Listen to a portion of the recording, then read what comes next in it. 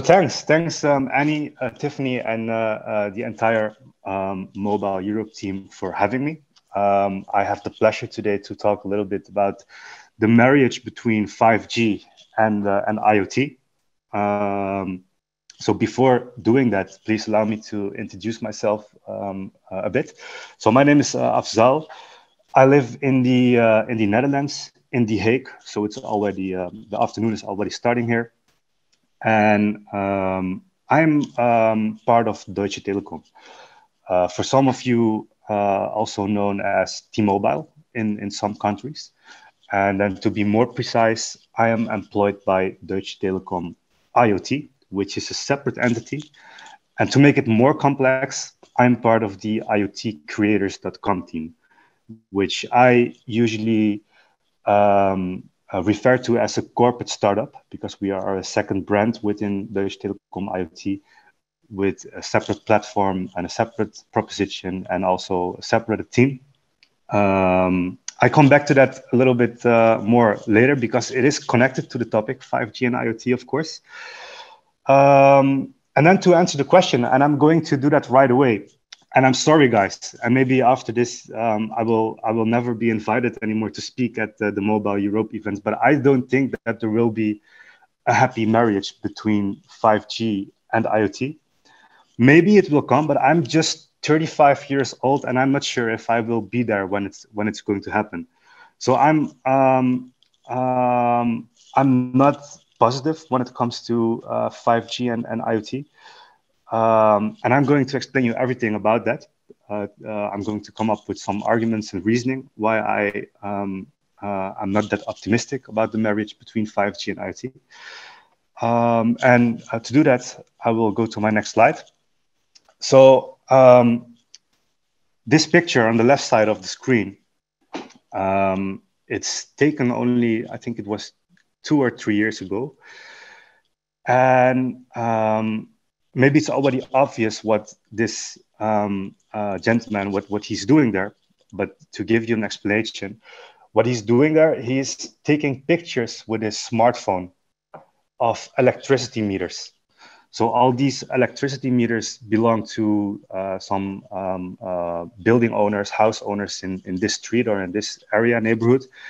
And to send bills for the electricity usage, this person, this individual here is taking is using his smartphone to take pictures.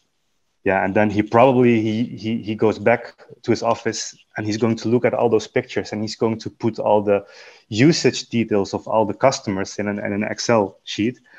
And this is the way how he is today measuring the electricity usage of his customers and how he is creating bills and invoices, which is crazy if you ask me, because today it's possible to do that with 5G technologies, right? And to be just to be sure, when I refer to 5G, and I think it was already mentioned in the sessions earlier this morning, I'm not only referring to the high broadband and high bandwidth and low latency part of 5G. I'm also referring to the underlying technologies LTE-M and narrowband IoT, which are there for the more low power and low bandwidth IoT use cases.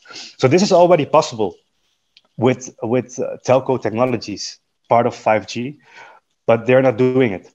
And you can see on the right side of the screen a LinkedIn conversation that I had with someone a while ago, who is having a lot of problems with getting coverage in certain areas, 5G or narrowband IoT or LTM coverage. Yeah, because the operator usually, it's always a chicken and the egg story. Yeah, no one in the world of IoT is signing a contract for 500,000 devices or 10,000 devices right away, because we are still in an exploration phase. Yeah, and if you tell the operator that you want to start small, they will hesitate and they will probably say no when you ask them to install another antenna for more coverage. So the market is already finding its way without operators already for more than 5 years. So on the left side, the guy who is using a smartphone. Yes, the smartphone, the subscription comes from an operator, but it's not an IoT technology. And on the right side, this guy is using LoRaWAN for coverage. And that is something that is already happening for more than 5 years. Yeah, in those areas where operators are not providing proper coverage for IoT devices, it's happening with LoRaWAN. So the market is already finding its way. And to summarize why, that is simply because operators or the entire telco industry, we do not have pilot and POC friendly platforms. Yeah, especially when it comes to B2B, we always chase those big customers and we don't allow them to start small. Another reason why I'm not optimistic about 5G and IoT and the marriage is because of our way of working and way of thinking. And by the way, everything that I'm going to explain today, it has nothing to do with technology. It all has to do everything with our culture and our way of working and way of thinking at mobile network operators. So when it comes to strategic thinking, we all use the chess method. Yeah, and something that we learn at school, especially those ones who studied business economics or business administration, playing chess is what we do. And when you play chess, yeah, you play the game based on all the knowledge that you have, knowledge about the ecosystem or knowledge about the chessboard, and you know of each chess piece on the board what role it is playing currently and what role it could play. So you basically have all the knowledge about the game, and that's how you decide how you're going to take your next step, how you're going to how you're going to win the market. And a great example where this went wrong is, of course, when was it? It's 22 now. So let's say 14 or 15 years ago, while Vodafone and Deutsche Telekom and Orange and Telefonica, all of us, we were having offsites. You know how our telco offsites work with experienced people, knowledgeable people. We go outside and we sit together and we said, you know what? People are using SMS. They're texting more often right now, and we should do something with that. And then Vodafone, I'm just making this up right now because I'm not sure what Vodafone exactly said, but just taking them as an example. They said, you know what the guys from Orange did? They created a new proposition, and that is that you can pay a flat fee and you have the right to send an unlimited amount of SMS text messages per month. So we should do the same. And then Deutsche Telekom said, yeah, and you know what AT&T did? They are selling these new subscriptions, which is either 300 minutes or 300 SMS messages. So we should do the same. So based on knowledge that we had, we were deciding what our next step was going to be. But we were completely ignoring that company with a strange green logo and with two guys working at a kitchen table because they were not part of the chessboard. We didn't know what their role was, and they were not like us, so we completely ignored them. Yeah, and we were just doing our strategy based on our knowledge. And that's what went wrong today, because today everyone is having this app with a green logo on their phone, almost everyone, and we are using that rather than sending SMS text messages. And you would think that the telco industry would learn from that, but that is not the case. Because another example is where we made this mistake playing chess is cloud PBX. And for those ones in the audience who have a background in fixed telephony, they know what a cloud PBX is. And for those ones who haven't, so voice over IP, so telephony over internet technology, made it also possible a while ago to host those. You remember those big telephony central systems that we had usually in offices. So VoIP made it possible to host those platforms, those telephony systems, PBXs in the cloud. And we were doing that again by completely ignoring those new players in the market. And we were just building a platform based on our strategic thinking, based on our experience, based on our knowledge. And we all lost the game, because today, especially in Europe, and I think even in South America and North America, smaller players, they became the bigger players today when it comes to fixed telephony. And now coming back to IoT. So today, actually, we're doing the same. Yeah, so a couple of years ago, one operator saw at Mobile World Congress that another operator said, hey, we are going to build the integrated SIM to support massive IoT, to scale IoT with 5G technologies. So we are going to work together with some cellular module manufacturers, and we are going to embed our SIM already in the cellular module. Yeah, and then customers, they do not need to buy a SIM card anymore. And they can scale very fast because it's much easier to deploy a massive IoT use case without the plastic SIM card when it's already in the cellular chip. It makes so much sense, yeah, but none of us tested this idea in the market. And because one operator did it, two other operators followed. So together with these three operators, we spent millions in creating this technology together with the cellular module manufacturers. And today, I think you can count the customers who are using this technology on the fingers of just one hand. Yeah, and then a couple of years ago, one operator said, yeah, to scale 5G IoT, because we need to accelerate it, we need to build this big platform that can do everything. It can connect all kinds of devices. It can do data analysis. Yeah, and it has APIs and everything, and it's cloud native. So we all started to build that, and no one is using it today. Everyone is using external IoT platforms. Yeah, and today, the hype of operators to scale IoT is to work together with satellite IoT connectivity providers. So no one tested this idea in the market, but we are all jumping on the hype. Yeah, and this is what I call playing chess, following each other, because that's what we know. And on the left side of the screen, so because you probably all wonder why does he show Angry Birds on the screen?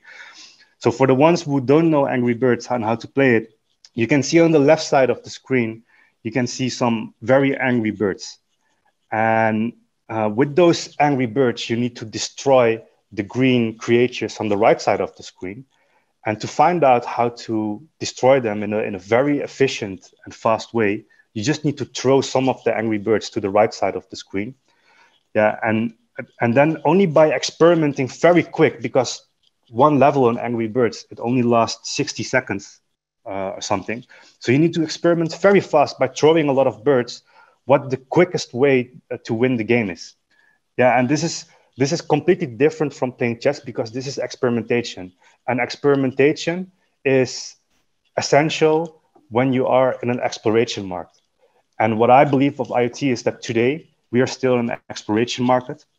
And that's exactly how we are still not working in the telco industry today. So this is not how we are approaching the 5G market. The other reason why I'm not optimistic about the marriage between 5G and IoT is what I said before. We do not have in the telco industry POC and pilot-friendly propositions and platforms. So we always chase the big fish. We always chase those big enterprise customers who might do 500,000 devices one day on 5G technologies and scale very fast and bring in a lot of revenue. The problem with those type of customers is that it is not fast. That's the first thing. And the second thing is that the way how we serve those customers, it's always very expensive. It's not sustainable. Yeah, so even though we sign a contract with a huge, large customer, in the end, the shark will eat us, because our operational costs are also increasing. And this is the focus that we always had in the B2B area of telcos. And this is exactly the way how we are approaching the 5G market today. And this is very dangerous, because in the end, we will end up with zero IoT customers for our 5G technologies. And to give you a better understanding of that is, I want to zoom in on this use case, the heating boiler use case. I use this example a lot.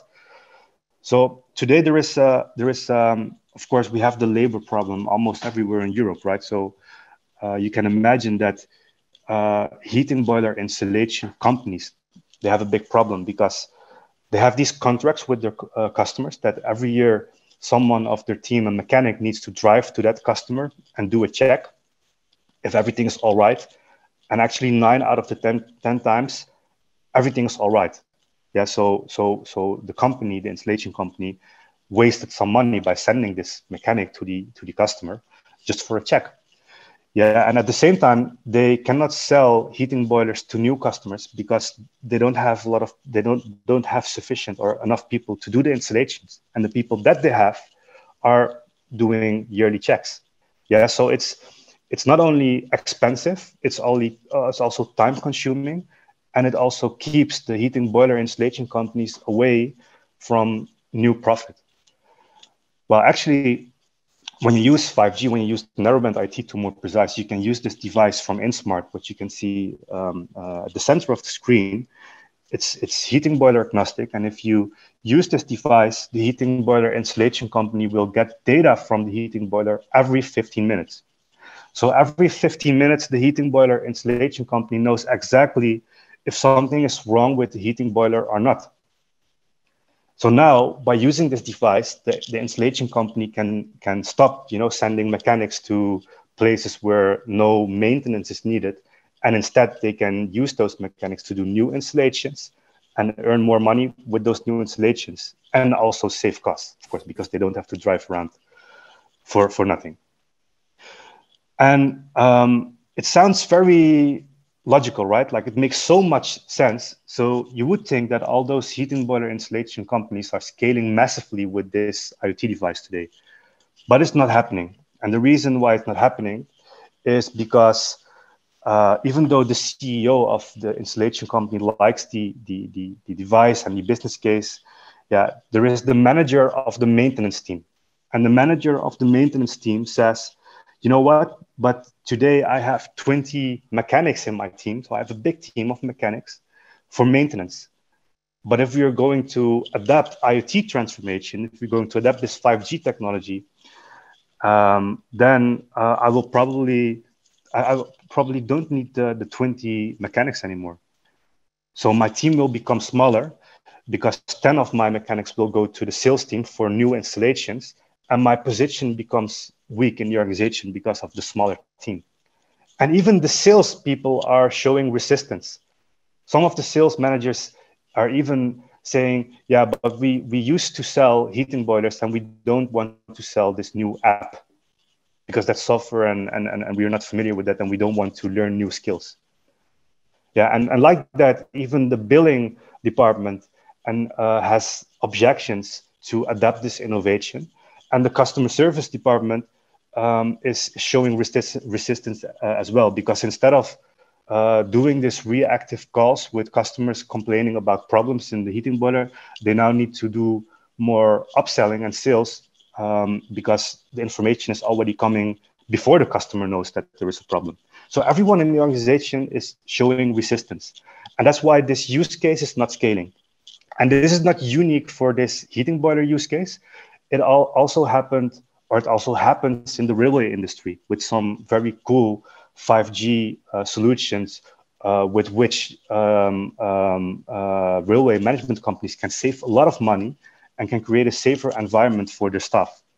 Yeah, and also in the coffee machine industry, the same resistance is being shown by the employees, and that's why all these use cases are not scaling.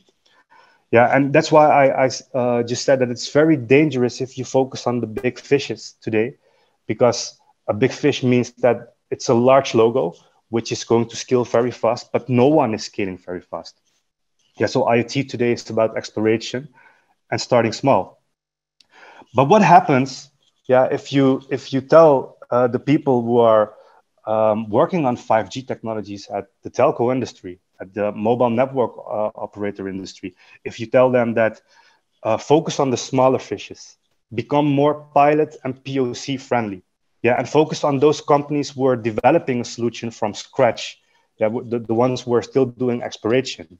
And while you're at it, also stop with these strategic projects with satellite, with AWS, and do more experimentation to find out what customers really want from you. If you say that to someone working in the telco industry, you're actually telling this individual to do the same as what we expect from our IT customers, to do things differently, to do things in a new and different way. And if you do that, you get exactly the same reaction.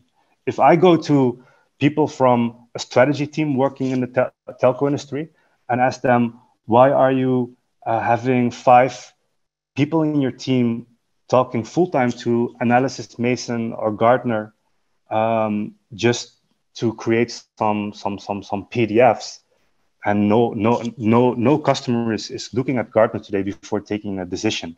So why don't you use these persons to help companies get started with 5G or with IoT implementations?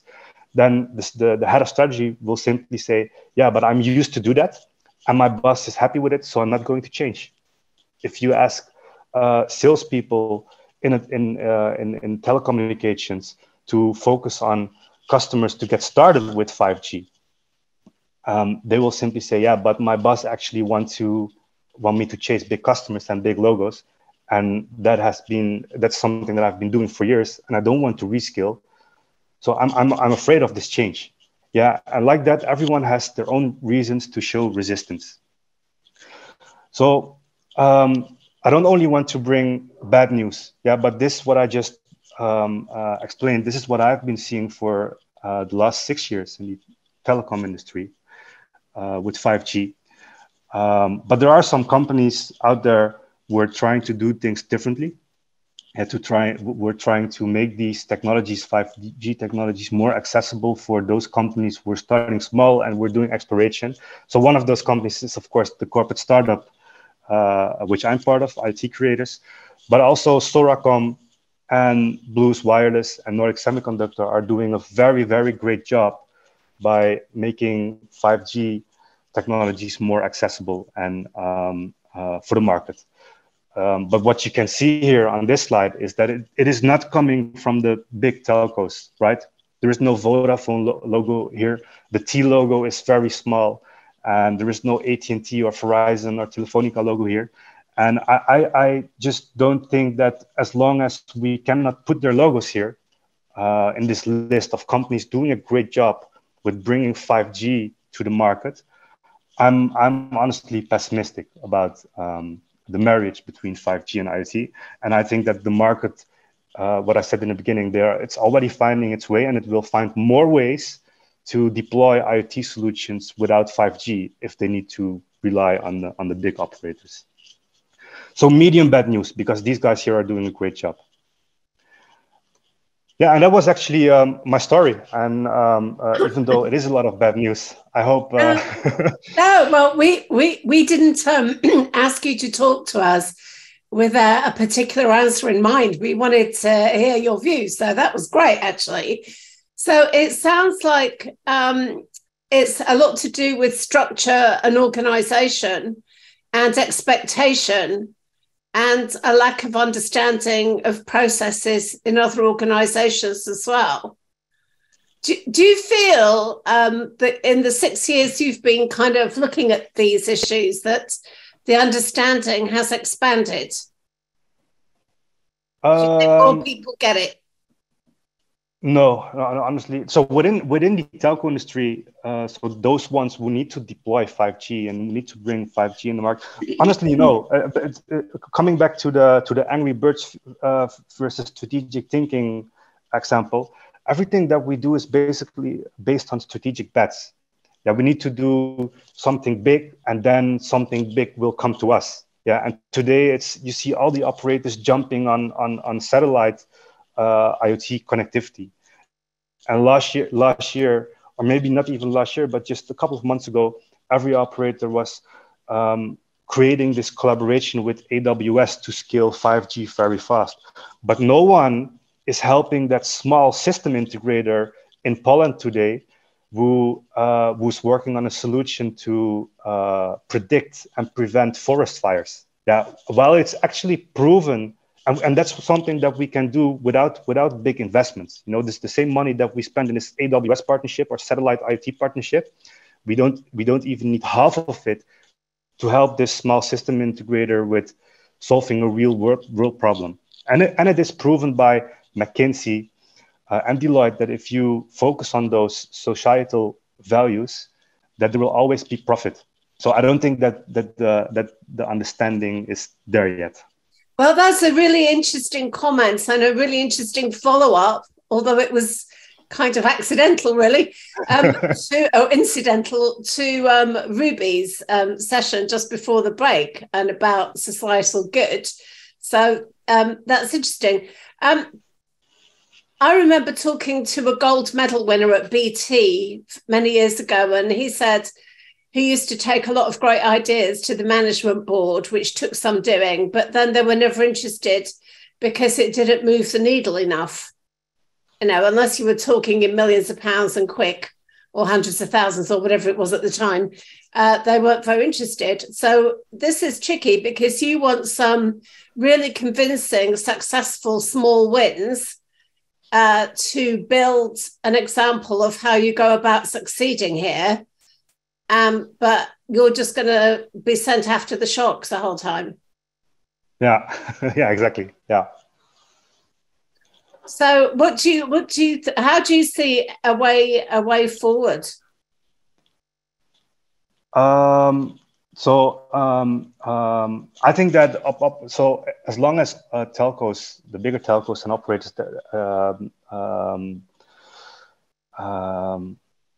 I mean, they are not. I wanted to say as long as they neglect the fact or ignore the fact that IoT is and 5G is today still in the exploration phase. That's what I wanted to say. But I think they do understand that in the meantime. They do understand in the meantime that 5G and IoT is exploration and not exploitation yet. So that's a win. That's a good thing. It's a positive thing. So I think that the way forward is that they're going to maybe invest more in those speedboats outside the GSMA world to bring 5G in the market. I think that's the only way forward. It's the usual thing that you hear about corporate innovation, right? Like corporate usually is not able to innovate, so you need to do it outside. And that's what I think that needs to happen with 5G as well. It needs to happen outside. I'm just wondering and thinking out loud if it will work, since the 5G networks are owned by the bigger operators. Well, maybe you could kind of do almost a kind of business MVNO approach. Yeah. An enterprise-based. Sorry, go ahead. Sorry. The problem with most MVNOs which are there today, they are driven by people from the old world. But there are some, as I just wrote on the screen, Soracom, for example, that's also an MVNO, and they're doing things completely different. So if we have more of those guys, I think we're going to see quite a generation of new MVNOs actually, because I think there are a lot of people who are smart enough to see this kind of gap, and it would be possibly a really successful way forward for you as an operator, and also for the customers. Interesting. Yeah, let's have you back in a while, please, if you would, as a speaker, and let's explore this further. I really enjoyed that. I loved your honesty and openness. Oh, sorry, the sound is gone. It was great. Thank you so much. Thank you very much. It was my pleasure.